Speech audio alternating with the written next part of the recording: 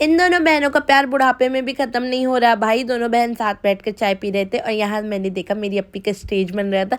Then उसके बाद आसिफ भाई के साथ मैं गई शॉपिंग करने और बहुत प्यारा बाज़ार था छोटा सा। फिर मैं और मेरी खाला वॉक करके गए हमारे भाई के लिए जूते देखने। फिर उसके बाद मैंने कुछ स्टेशनरी की सामान ली। फिर उसके बाद मेरी बहन के लिए नोज पिन लिया सोने का। फिर उसके बाद खाला की मैं मदद करने लगी। उसके बाद मेरी अप्पी का फेशियल किया।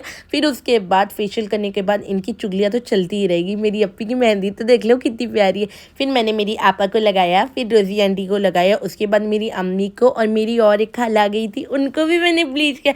बहुत काम था दिन भर। फिर उसके बाद मैंने डब्बे पैकिंग किए। अप्पी की सगाई हो रही थी ना उसी के लिए भरने के लिए। फिर यहाँ पर मेहंदी लग गई, कितनी प्यारी लगी है ना, बोलो माशाल्लाह। देन ब्राइड होने के बाद भी मेरी अप्पी खुद ही पैक कर रही थी और उसके साथ मैं भी दे रही थी। और वो बोल रही थी तू फकीर लग रही है, मैं भिखारन लग रही हूँ इतनी रात में। और रात हो गई थी इतनी और हम सो गए। फिर